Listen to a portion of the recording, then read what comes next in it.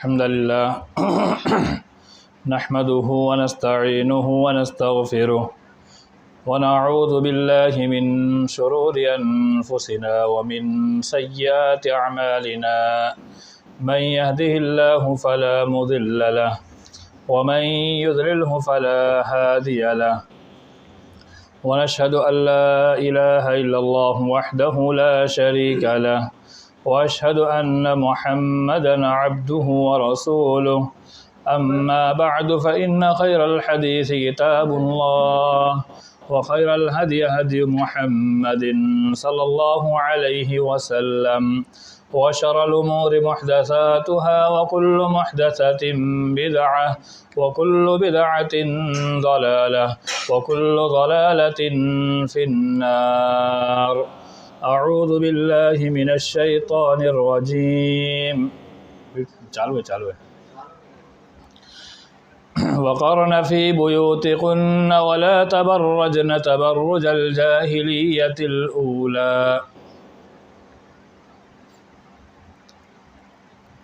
محترم و مکرم حاضرین جمعہ، نوجوان دوستو، اللہ رب العالمین نے ہم انسانوں کو اس دنیا میں پیدا فرمایا۔ اللہ رب العالمین کا بے پایہ احسان و کرم ہے کہ جس نے ہمیں سوچنے سمجھنے کی قوت عطا فرمائی۔ اللہ رب العالمین نے ہمیں عقل سلیم سے نوازا۔ اللہ رب العالمین کا بے پایہ احسان و کرم ہے کہ جس نے ہماری رہنمائی کے لیے، رہبری کے لیے وقتاً فوقتاً ہر دور میں، ہر زمانے میں انبیاء علیہم الصلاۃ والسلام کو مبعوث فرمایا۔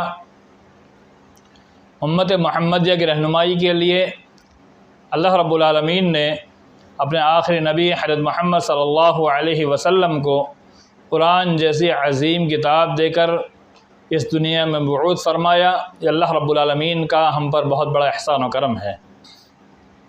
محترم سامعین آج جو دور چل رہا ہے، یہ دور دو طرح کا ہے۔ کچھ لوگوں کے لیے بہت اچھا دور ہے اور کچھ لوگوں کے لیے بہت ہی خراب دور ہے۔ ہم اور آپ، ہر انسان کہتا ہے کہ حالات بگڑتے جا رہے ہیں، دور خراب ہوتا جا رہا ہے، ماحول بگڑتا جا رہا ہے، معاشرہ خراب ہوتا جا رہا ہے۔ ہم اور آپ سب کا یہ کہنا ہے، جس کے پاس ادنا سی عقل ہے، شعور ہے، جو مارکیٹ اور معاشرے میں رہتا ہے، ہر انسان کہتا ہے کہ معاشرہ بگڑ گیا ہے۔ پہلے کے لوگ اچھے تھے، اب کے لوگ بہت برے ہو گئے ہیں۔ معاشرہ بگڑ گیا، حالات تو وہی تھے جو پہلے تھے، آج بھی وہی ہے۔ دن تو وہی ہے جو پہلے تھے، آج بھی وہی ہے۔ مہینہ تو وہی ہے جو پہلے تھا، آج بھی وہی ہے۔ گھنٹے، سیکنڈ، پل، دور، وقت، سب کچھ وہی ہے جو پہلے تھا، آج بھی ہے۔ پہلے بھی انسان تھے، آج بھی انسان ہے۔ ایسا نہیں کہ پہلے فرشتے تھے، آج انسان پیدا ہو گئے۔ پہلے بھی انسان تھے، آج بھی انسان ہے۔ پھر حالات بگڑے کیسے؟ حالات خراب کیسے ہو گئے؟ ہر انسان کہہ رہا ہے حالات خراب ہوتے جا رہے ہیں۔ آج کہہ رہا ہے ہر انسان، بچے بگڑ رہے ہیں، نوجوان بگڑ رہے ہیں۔ اس کی وجہ کیا ہے؟ اللہ رب العالمین نے انسانوں کو جب پیدا فرمایا تو پیدا فرمانے کے بعد اللہ رب العالمین نے طور و طریقہ بتلایا کہ ہمیں کیسے چلنا ہے، کیسے ہمیں رہنا ہے، ہمیں کھانا کیا ہے، پینا کیا ہے، کمانا کیسے، ہمیں کیسے زندگی گزارنا ہے، ہمیں گھر میں کیسے رہنا ہے، باہر کیسے رہنا ہے، مرد کے کیا حدود ہے، عورت کی کیا حدود ہے۔ یعنی مرد اور عورت کے کچھ مسائل ایک سے ہیں، کچھ الگ الگ ہیں۔ اللہ رب العالمین نے ساری چیزوں قرآن میں واضح کر دیا، اور اللہ کے نبی صلی اللہ علیہ وسلم کو، یعنی تمام انبیاء کو اپنے وقت میں بھیج کر کے ایک بہترین تعلیم اور پیغام بھی دیا، اور خصوصاً اللہ کے نبی صلی اللہ علیہ وسلم کو امت محمدیہ بھیج کر کے اللہ رب العالمین نے ایک بہترین پیغام بھی دیا اور اللہ کے نبی صلی اللہ علیہ وسلم نے رب کا پیغام بھی پہنچایا۔ قرآن کہتا ہے وَمَا يَنطِقُ عَنِ الْهَوَىٰ إِنْ هُوَ إِلَّا وَحْيٌ يُوحَىٰ کہ اللہ کے نبی صلی اللہ علیہ وسلم اپنی جانب سے کچھ نہیں بولتے تھے، آپ اپنی طرف سے ایک لفظ نہیں بولتے تھے، آپ وہی کہتے تھے جو اللہ تعالیٰ آسمان سے وحی نازل کرتا تھا۔ وہ معلوم ہوا جو بات اللہ رب العالمین نے قرآن مجید میں کہی وہ اللہ کا پیغام ہے، اور حدیث کے اندر جو بات اللہ کے نبی صلی اللہ علیہ وسلم نے فرمائی وہ بھی اللہ کا پیغام ہے۔ وہ معلوم ہوا کہ قرآن اور حدیث دونوں رب کا پیغام ہے، اور رب جس نے اس دنیا میں جینے کا طریقہ بتلایا، طریقہ سکھلایا، ہمیں کیسے رہنا ہے، کیسے جینا ہے، ہم کیسے رہیں گے تو حالات صحیح رہیں گے۔ تو یہ بات میں کہہ رہا تھا کہ ہر انسان کا کہنا ہے کہ آج معاشرہ بگڑتا جا رہا ہے، حالات بگڑتے جا رہے ہیں، لوگ بگڑ گئے ہیں، ہم ہی تو ہے اس معاشرے میں رہنے والے، ہم ہی تو اس معاشرے کا حصہ ہے۔ اگر معاشرہ بگڑ گیا ہے تو ہم بھی تو بگڑے ہوئے ہیں۔ کیا ہم ایک انسان سدھر جائے تو کیا معاشرہ سدھر جائے گا؟ نہیں، ایک انسان کے سدھرنے سے معاشرہ نہیں سدھرتا ہے۔ جب پوری دنیا بگڑ چکی ہوتی تھی تو ایک انبیاء اللہ رب العالمین بھیجتا تھا، اور نبی ایک انسان سدھرا ہوا، کیا اس ایک نبی کی وجہ سے پورا معاشرہ سدھر گیا؟ نہیں، بلکہ انہوں نے رب کے پیغام کو لوگوں تک پہنچایا، جب لوگوں نے ان کی بات کو مانا ایک پورا معاشرہ سدھرا، تب جا کر حالات اچھے ہوتے ہیں۔ تو معاشرہ بگڑتا جا رہا ہے، یہ شکایت ہماری ہے، لیکن معاشرے کو اچھا کرنے کے جو اپائے ہے، اسباب ہے، علاج ہے، ہم اس پر غور نہیں کرتے ہیں۔ سب سے پہلا سبب ہم خود بگڑتے جا رہے ہیں۔ ہر انسان بگڑتا جا رہا ہے، چاہے کسی بھی ناحیے سے، کسی بھی اعتبار سے۔ اگر انسان خود اپنے آپ کو سدھارنے کا عہد کر لے تو معاشرہ پھر سدھر جائے گا۔ ہر انسان یہ سوچ لے کہ میں کوئی برائی نہیں کروں گا، کوئی برا کام نہیں کروں گا، تو انشاءاللہ یہ معاشرہ سدھرتا ہوا نظر آئے گا۔ لیکن ہم تو اپنے آپ کو پارسا سمجھتے ہیں، چاہے میں ہوں یا آپ ہو، کوئی بھی ہو، ہم اپنے آپ کو متقی پرہیزگار، اللہ ہمیں متقی بنائے، پرہیزگار بنائے۔ ہم یہ سوچتے ہیں میں متقی پرہیزگار ہوں، باقی سب برے ہیں۔ یہ سب سے بڑی غلط فہمی ہماری معاشرے کی، یہ برائی کی سب سے بڑی وجہ یہ ہے کہ انسان اپنے آپ کو سب سے بڑا متقی، سب سے بڑا پارسا، سب سے اچھا انسان سمجھتا ہے، اور یہ سمجھتا ہے کہ میرے علاوہ جتنے لوگ ہیں سب برے ہیں۔ ایسا نہیں ہوتا ہے، ایسا نہیں ہوتا ہے۔ یہ انسان کا وہم ہوتا ہے، یہ انسان کا خیال ہوتا ہے، یہ انسان کا گمان ہوتا ہے۔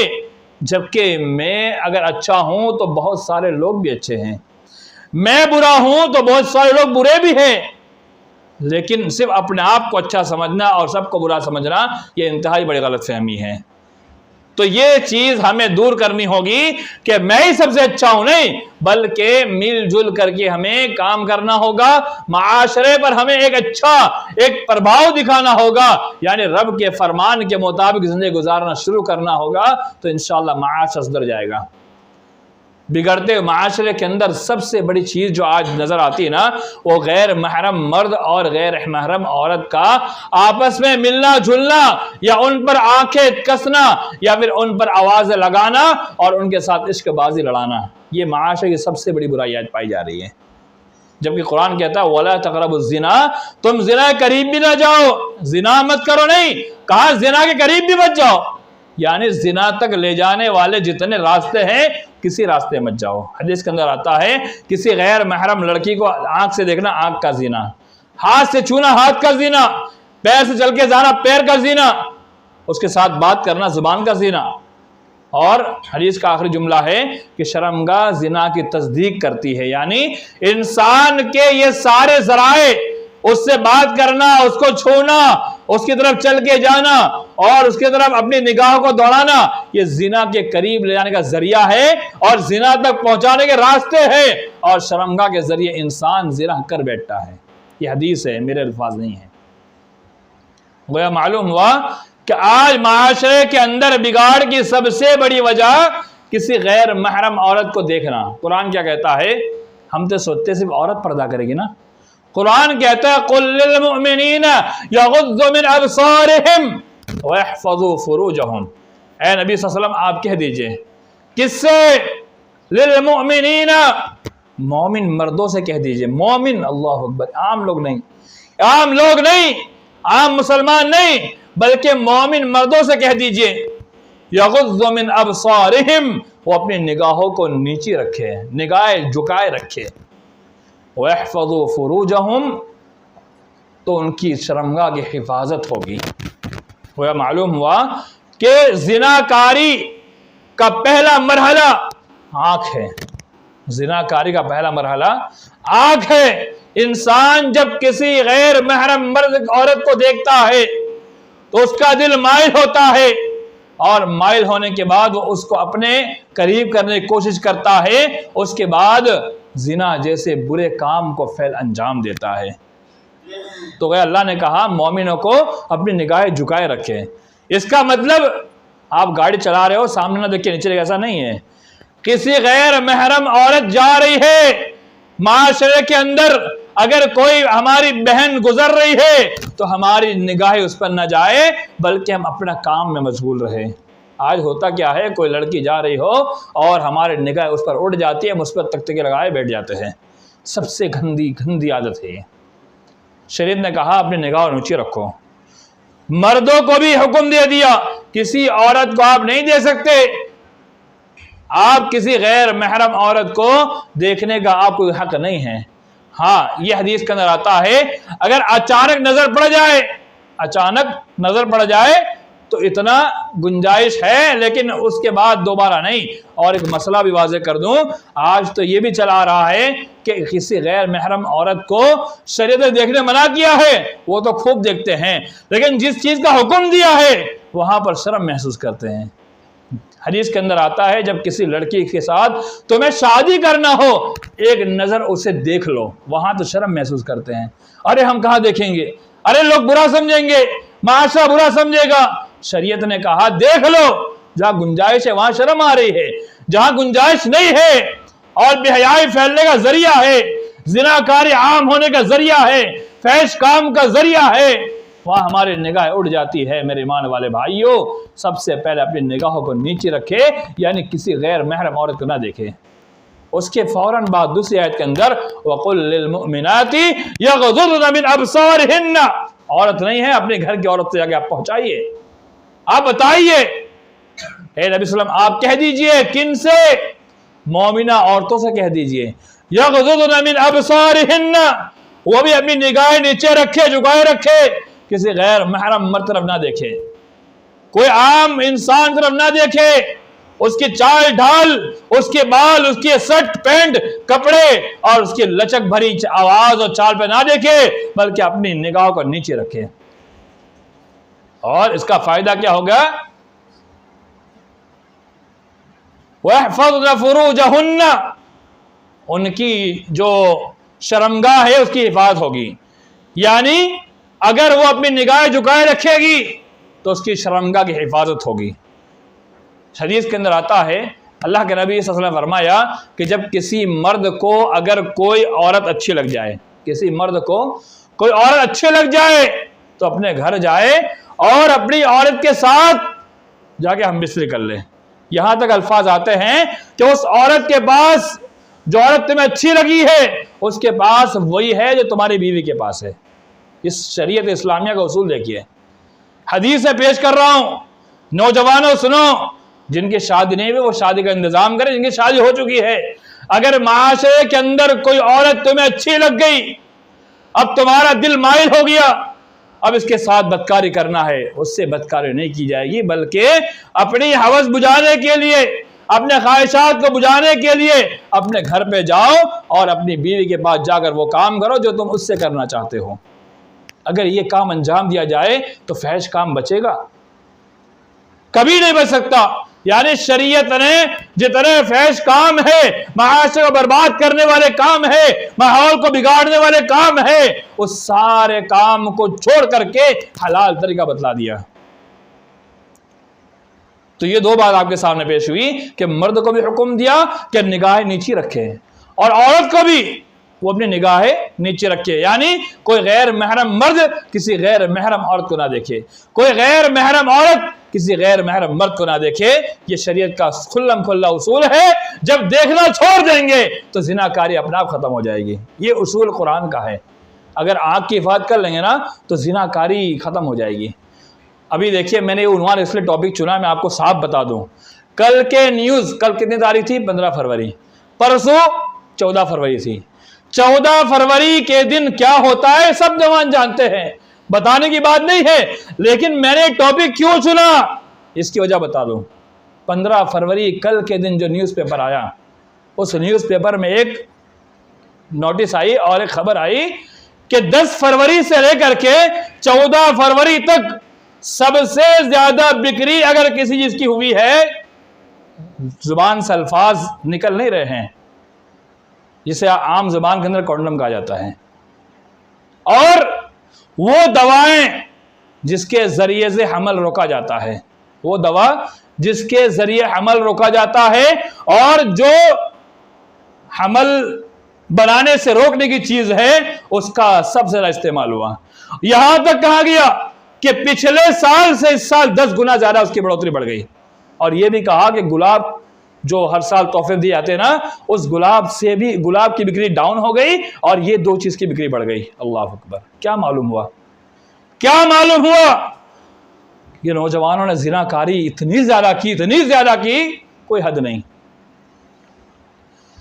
یہ 14 فروری کا دن جسے ہم مسلمان بھی آج بنا رہے ہیں، جبکہ زناکاری کا اڈا، اور اس دن کی شروعات ہی زناکاری سے ہوتی ہے، یہ بات بھی سن لیجئے۔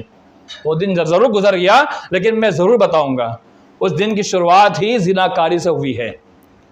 ویلنٹائن نامی ایک آدمی جو پادری تھا، راہب تھا نا، اس راہب کے بارے میں آتا ہے کہ ان کی کلیسا کے مطابق راہب اور راہبہ کے درمیان شادی نہیں ہوتی ہے، وہ شادی نہیں کر سکتے۔ راہب نے اپنی راہبہ جو اس کے ساتھ عشق کیا تھا اس کو جھوٹا خواب بیان کیا کہ میں نے خواب میں دیکھا کہ 14 فروری دن اگر کوئی راہب راہبہ کے ساتھ اگر وہ جسمانی تعلقات مناتا ہے تو کوئی حرج نہیں ہے۔ تو انہوں نے زناکاری کا کام انجام دیا۔ ان کی کلیسی روایت کے خلاف کام کرنے پر اس ویلنٹائن کو مار دیا گیا، سزائے موت دے دی گئی۔ اسی کو سزائے موت جب دی گئی تو 14 فروری کے دن، اس دن سے اسے محبت کا شہید مانا گیا اور اسی دن سے ویلنٹائن ڈے منانا شروع ہو گیا۔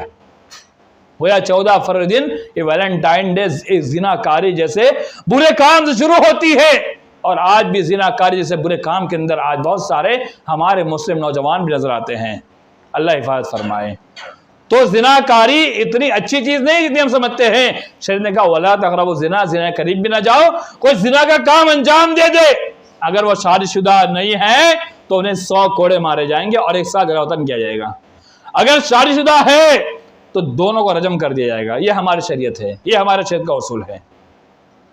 ہاں، ایک اور آیت میں نے آپ کے ساتھ تلاوت فرمائی تھی، وَقَرْنَ فِي بُيُوتِكُنَّ وَلَا تَبَرَّجْنَ تَبَرُّجَ الْجَاهِلِيَّةِ الْأُولَىٰ، کہ اپنی عورتوں گھر میں ٹھہراؤ، ان کو گھر میں باقی رکھو، ایسے ہی معاشرے مت گماؤ۔ کیسے؟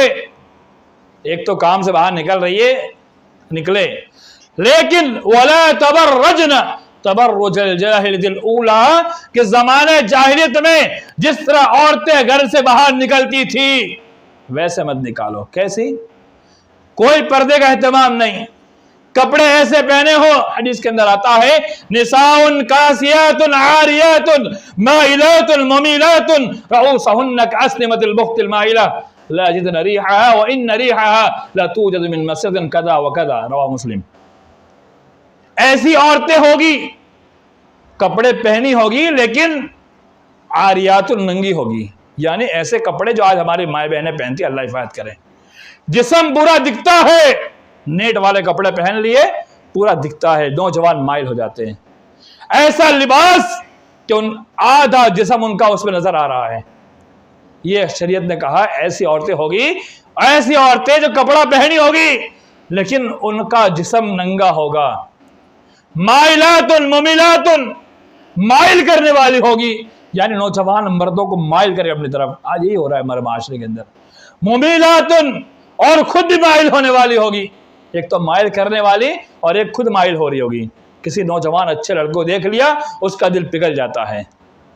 رؤوسہن کاسنمۃ البخت المائلہ، یعنی اس کے جو یہ بال جو ہے اونٹ کے کوہن طرح اونچے اونچے. آج عورتیں دیکھیے ایک سے ایک فیشن میں بال بیوٹی پارلر جا کر بنوا رہی ہے، جبکہ عورت کے بال چھپے ہونا چاہیے. حدیث مجھے یاد آ رہی ہے، کسی عورت کے اگر بال کھلے رہ جائیں گے تو قیامت دن اسے اس کے آنکھ کے اندر شیشہ پگھلا ڈالا جائے گا.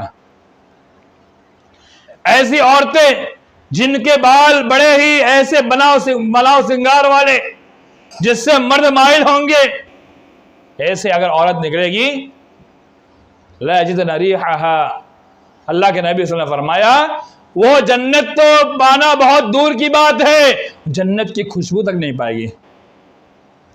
وَإِنَّ رِيحَهَا لَتُوجَدُ مِن مَسِيرَةٍ كَذَا وَكَذَا، یہاں تک کہ جنت کی خوشبو جو ہے نا کئی میل دور سے آ رہی ہوگی، اور وہ عورت کو جنت سے کتنا دور کر دیا جائے گا. یہ اپنے گھر میں جا کے اپنی ماں بہنوں کو سنائے. صرف عورت نہیں، اگر مرد بھی مائل ہوتا ہے نا تو وہ بھی اس زمرے میں آ جائے گا. کیوں؟ شریعت کے کچھ احکام ایسے ہیں جو عورت کے لیے خاص ہے، لیکن کچھ احکام اس میں جنس کے طور پر بھی آتے ہیں. یعنی اگر عورت ایسا کرتی ہے تو اس کے لیے ہے، تو مرد کے لیے بھی ایسا ہی سزا. تو میرے ایمان والے بھائیوں، میرے مسلمان بھائیوں، میرے دوستوں، آپ سے عاجزانہ یہ بات کہنا ہے کہ عورت سے مائل نہ ہو، اس کو مائل نہ کریں، بلکہ اپنے آپ کی حفاظت کریں اور عورتوں کو بھی کہیں اپنی حفاظت کریں. ایک اور آیت آپ کے سامنے، یا ایھا النبی قل لازواجک وبناتک ونساء المؤمنین، اے نبی صلی اللہ علیہ وسلم آپ کہہ دیجئے تمام مومنہ عورتوں سے کہہ دیجئے. قل لازواجک، سب سے پہلے اللہ رب العالمین نے کہا کہ نبی صلی اللہ علیہ وسلم آپ اپنی بیویوں سے کہہ دیجئے، وبناتک اپنی بیٹیوں سے کہہ دیجئے، ونساء المؤمنین تمام مومنہ عورتوں سے کہہ دیجئے، یدنین علیہن من جلابیبہن کہ وہ اپنے آپ پر چادر لٹکا لے. یعنی چادر اس زمانے میں چلا کرتی تھی، عورت جب گھر سے باہر نکلتی تو چادر اوڑھ لیتی تھی. ایسی چادر حدیث کے اندر بھی آتا ہے نا کہ جب عید کے دن کوئی عورت جس کے پاس چادر نہ ہو وہ اپنی کسی بہن کی چادر میں آئے، تو اس زمانے میں چادر چلا کرتی تھی. اگر آج کے زمانے میں کچھ ماڈرن طور پر برقعے چلے ہیں تو برقعے بھی آج ہمارے عورتوں کے ایسے ہوتے ہیں جس کو دیکھ کر نوجوانوں کے جذبات بھڑک جائیں. ایسے برقعے بھی نہ ہو کہ مرد حضرات مائل ہو جائیں، ایسے برقعے جس سے اس کا جسم پورا ڈھک جائے، اس کی باڈی نظر نہ آئے. آج تو ڈھانچہ پورا نظر آتا ہے. ایسے برقعے کہا اپنے اوپر چادر لٹکا لے، ذالک ادنی ان یعرفن فلا یؤذین، اور جو عورت با پردہ ہوگی وہ پہچان لی جائے گی یہ نیک خاتون ہے. وہ یہ معلوم ہوا جو عورت پردہ نہیں کرتی ہے، ایسے گنتی ہے، وہ اچھی نہیں ہے. یہ میں نہیں کہتا ہوں، میرے ایمان والے بھائیوں، میرے قول نہیں ہے، قرآن خود کہتا ہے کہ وہ پہچان لی جائے گی، یہ پاک باز عورت ہے، یہ پاک عورت ہے، اچھی عورت ہے، نیک خاتون ہے. جو پردہ نہیں کرے گی اس کا الٹا مطلب سمجھ لیجئے کہ اس کے برعکس ہے. میں نہیں کہتا. فلا یؤذین، اور یہ بھی کہا وہ تکلیف نہیں دی جائے گی، یعنی اس کو کوئی تکلیف نہیں دے، کوئی پریشان نہیں کرے گا. آج کل ہوتا ہے نا معاشرے کے اندر لڑکیاں نکلتی ہیں، مرد حضرات آواز کستے ہیں، اور آج دیکھیے ٹرینڈ چل رہا ہے. آج مسلمان خاتون کو اپنے جان سے پھنسا کر کے کتنے غیر مسلم مرد لے جا رہے ہیں، کورٹ میرج کر رہے ہیں. اللہ کہتا ہے فلا یؤذین، اگر وہ پردہ کرے گی، نیک خاتون ہوگی تو اس کو کوئی تکلیف نہیں دے گا. آج دیکھیے آپ کرناٹک وغیرہ کے اندر جو ہوتا ہے، عورتیں برقعے میں نکلتی ہے اور مرد ان کے پر اگر تکلیف پہنچانے کی کوشش بھی کرتے ہیں، وہ نعرہ تکبیر لگا کر کے وہ سارے مردوں کے جھنڈ کے اندر وہاں سے نکلتی ہے، سب کے ہوا خراب ہو جاتی ہے. یہ پردے کا بڑا فائدہ ہے. تو بتانے کا مقصد یہ ہے کہ شریعت نے کچھ اصول بتائے، کچھ ضابطے بتائے ہیں، ان ضابطے کے مطابق ہمیں خود بھی چلنا ہوگا، اپنی مائیں بہنوں کو بھی چلنا ہوگا. اللہ ہم تمام کو اس کی توفیق دیں. برادر اسلام، جمعہ ایک حدیث اللہ کے نبی صلی اللہ علیہ وسلم کی کہ اللہ کے رسول صلی اللہ علیہ وسلم نے فرمایا کہ کسی ایک جگہ پر بند کمرے میں یا ایک کمرے میں یا تنہائی کے اندر کوئی ایک مرد یا ایک عورت ہے تو وہاں تیسرا شیطان ہوتا ہے. یعنی کسی غیر محرم مرد اور غیر محرم عورت کا ایک جگہ پر رہنا قطعی طور پر جائز نہیں ہے۔ اگر وہ ایک جگہ ہوتے ہیں تو وہاں تیسرا شیطان ہوتا ہے اور شیطان زنا کے کام کروا کے رہتا ہے۔ دوسری چیز، آج کل کیا ہوتا ہے، گھر کے اندر ماما کی لڑکی، پھوپھی کی لڑکی، چاچا کی لڑکی، بڑے ابا کی لڑکی، یہ تو بہن ہے ہماری، کوئی بہن نہیں، یہ غیر محرم ہے، یہ غیر محرم ہے، یاد رکھیے۔ چاچا کی لڑکی کو ہم اپنی بہن سمجھتے ہیں، ہے رشتے میں بہن ہے، لیکن وہ آپ پر حرام ہے، آپ کے سے شادی بھی ہوتی ہے۔ آج کل اتنے واقعات پیش آ رہے ہیں نا، گھر کے اندر زنا کے واقعات پیش آ رہے ہیں۔ کتنی لڑکیاں ایسی ہیں جو شادی سے پہلے پریگننٹ ہو جاتی ہیں۔ اس کی وجہ کیا ہوتی ہے؟ گھر کے اندر ہی ہمارا جو معاشرہ ہے نا، یہ نظام جو ہمارا ہے، دونوں بہن بھائی کی طرح رہتے ہیں اور مل ملاپ کر کے، بات چیت کر کے، دوستی یاری کے اندر زنا کے جیسے برے فعل بھی انجام دے دیتے ہیں اور پریگننسی کا معاملہ بھی آتا ہے۔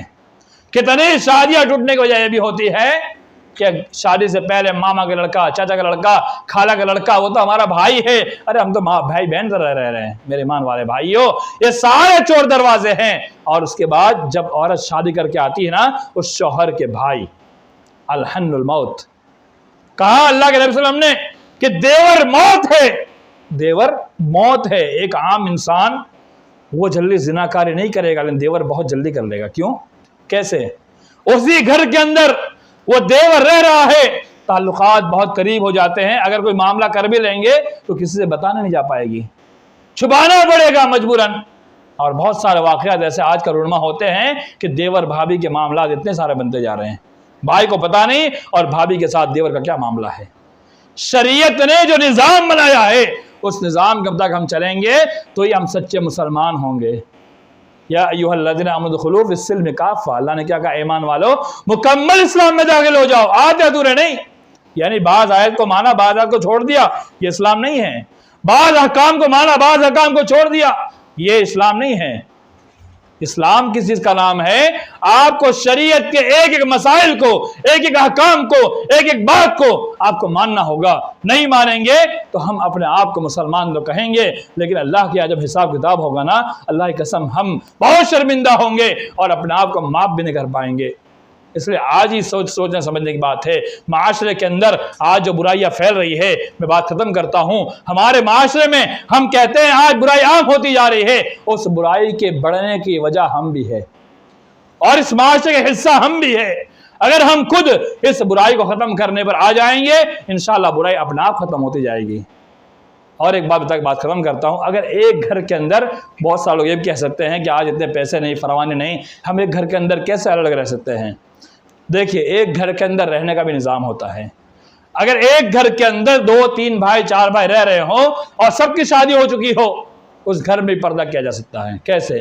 عورتیں مردوں کے سامنے نہ آئے اور مرد عورتیں سامنے نہ آئے، سب کے الگ الگ روم بنے ہوتے ہیں، وہ اپنے روم کے اندر اپنا سب کام کریں، ایک روم کے اندر بیٹھ کر کے مرد اور عورت ساتھ میں نہ بیٹھیں۔ آج کل تو ہوتا ہے ایک روم بنایا جاتا ہے، وہاں سب بیٹھتے ہیں، مرد اور عورت سب بیٹھ کے بات چیت کرتے، نہیں، عورت اپنا کام کچن میں کرے، اپنے روم میں جائے، وہاں جو کچھ کام کرنا ہے کریں، عورتیں ایک ساتھ بیٹھ کر بات کریں، وہ چلے، لیکن مرد اور عورت ایک ساتھ اختلاط نہ پیدا ہو۔ بہت آسانی سے سب کچھ کیا جا سکتا ہے، بہت آسانی سے کیا جا سکتا ہے، کوئی مشکل کام نہیں ہے۔ کوئی کہتا ہے مشکل ہے، میں کہتا ہوں کوئی مشکل نہیں ہے۔ ہم خود، ہمارے 3 بھائی، ہم لوگ خود ایک گھر کے اندر رہتے ہیں الحمدللہ، اوپر نیچے، اور کچن ایک ساتھ ہے، لیکن سارے بھائی، تینوں بھائی، ہمارے تینوں بھائیوں کی بیویاں ایک دوسرے سے پردہ کرتی ہیں، کوئی ایک دوسرے سامنے نہیں آتا ہے، اور بہترین طریقے سے بالکل انتظام کے ساتھ گھر چل رہا ہے۔ کبھی ایسا نہیں کہ اختلاط ہو جائے، کبھی ایسا نہیں کہ ایک جگہ پر مل جائے۔ الحمدللہ اس کا نظام اچھا ہے، یہ میری ایک مثال نہیں ہے، ایسے بہت سارے گھرانے ہیں آج چل رہے ہیں الحمدللہ۔ وہ اپنے حساب سے گھر کو چلانا سیکھیں، نظام بنائیں، گھر کے بڑوں کو نظام اچھا چلانا ہوگا اور ایک اچھے انداز میں گھر کو چلایا جا سکتا ہے۔ یہ میری مثال میں نے اس لیے دی کہ آپ یہ کہہ سکتے ہیں بولنا آسان ہے، کرنا مشکل ہے۔ بہت سارے مسلمانوں کا کہنا ہوتا ہے نا کہ بولنا آسان، کرنا مشکل، تو میں یہ کہتا ہوں ہم بولتے بھی ہیں، کرتے بھی الحمدللہ، اللہ کا فضل ہے۔ تو میرے ایمان والے بھائیوں، پوری تقریر کا خلاصہ یہ ہے، آپ سے بتانا یہ ہے، معاشرہ جو بگڑ رہا ہے اس کی ایک وجہ ہم بھی بنتے جا رہے ہیں۔ اس شریعت کے جو اصول ہے، ضابطے ہیں، اس ضابطے میں رہیں۔ موبائل کے ذریعے سے غلط طور پر کسی غیر محرم سے بات نہ کریں، چیٹنگ نہ کریں۔ آج نئے دور کے اندر ویڈیو کال کے ذریعے سے، آخری بات کہ نوجوانوں کو پھنسایا جا رہا ہے، ویڈیو کال کے ذریعے نوجوانوں کو پھنسایا جا رہا ہے۔ کیسے؟ سامنے سے کوئی عورت نہیں ہوتی، وہ یاد رکھیے نوجوانوں، عورت نہیں ہوتی ہے، وہ مرد ہوتا ہے جو آپ کو بولتا ہے ویڈیو کال کرو، میں تم سے بات کروں گی۔ وہ مرد ہوتا ہے، اسکرین چلاتے ہیں، وہ پورے ایک جاب ہے ان کی، اسکرین چلا کر کے تمہیں ورگلائیں گے، بتائیں گے اور کہیں گے جاؤ باتھ روم میں جاؤ، بند کمرے جاؤ، پورے ننگے ہو جاؤ۔ جب ننگے ہوتے ہماری ویڈیو ریکارڈ ہو جاتی ہے، اس کے بعد وہ ہمیں بلیک میل کرنا شروع کر دیتے ہیں۔ کسی کا بھی انجان انسان کا ویڈیو کال نہ ریسیو کریں، اور موبائل کا استعمال آپ صحیح کریں اور کام کے بھر کریں۔ ادھر ادھر چیٹنگ کرنا، اس سے میسج ویسج سب ختم کر کے ہمیں صرف موبائل کا استعمال اپنے ضرورت بھر کرنا چاہیے، اور بات کرنا ہے تو ہماری جو غیر محرم عورت اس سے نہ کریں، جو ہمارے لیے محرم ہے اسی سے کریں۔ محرم یعنی جس سے ہماری شادی کبھی نہیں ہو سکتی، جس سے ہماری شادی کبھی نہیں ہو سکتی، وہ عورت ہمارے لیے محرم ہے۔ اور جن کے ساتھ آپ کی شادی ہو سکتی ہے وہ سارے آپ کے لیے غیر محرم ہے۔ یہ جملہ یاد رکھیے، جن کے ساتھ آپ کی شادی ہو سکتی ہے وہ آپ کے لیے ہمیشہ کے لیے غیر محرم ہے۔ جن کے ساتھ آپ کی شادی کبھی نہیں ہو سکتی، یعنی اس سے آپ شادی کبھی نہیں کر سکتے، وہ سب آپ کے لیے محرم ہے۔ آپ اس کے ساتھ بات کریں، آپ بیٹھیں، اس کے ساتھ تعلقات رکھیں، لیکن جن کے ساتھ آپ کی شادی ہو سکتی ہے وہ غیر محرم ہے، اس کے ساتھ آپ کبھی بھی تعلق نہ رکھیں۔ اپنی بہن بیٹی کو بچائیں۔ ایک حدیث ذہن میں آ رہی ہے بتانا، لیکن وقت نہیں ہے، بہت جامع حدیث ہے، انشاءاللہ پھر کبھی جب موقع ملے گا اس حدیث کو میں پیش کروں گا۔ وقت بہت جا رہا ہے، ابھی دوسرے لوگ بھی وہاں موجود ہوں گے۔ اللہ تعالیٰ ہم تمام مسلمانوں کو صحیح معنوں میں اسلام پر چلتا عطا فرمائے، اور برے کاموں سے بچنے عطا فرمائے، فحش چیز سے بچائے۔ اللہ معاشرہ بگڑتا جا رہا ہے، یا اللہ اس کی ایک وجہ ہم بھی بنتے جا رہے ہیں، یا اللہ ہمیں توفیق دے ہم سدھر جائیں، یا اللہ ہمارے ماں بہنوں کو زناکاری سے بچائیں، یا اللہ ہمارے نوجوانوں کو زناکاری سے بچائیں، یا اللہ جن سے برے کام ہو گئے ہیں اللہ ان کو معاف فرما دے، یا اللہ آگے ان کو اس چیز سے بچنے عطا فرما، یا اللہ جو غیر محرم عورت ساتھ بات چیت وغیرہ یا کسی بھی چیز میں ملوث ہے اللہ ان کو توفیق دے، وہ سدھر جائیں اور آگے انہیں اللہ اس کام سے بچائے۔ آمین۔ عباد اللہ رحمنی ورحمکم اللہ، ان اللہ یأمر بالعدل والإحسان وإيتاء ذي القربى وينهى عن الفحشاء والمنكر والبغي يعظكم لعلكم تذكرون اذكروا الله يذكركم ويستجب لكم ولا تذكروا الله تعالى عز وجل والذي أكبر۔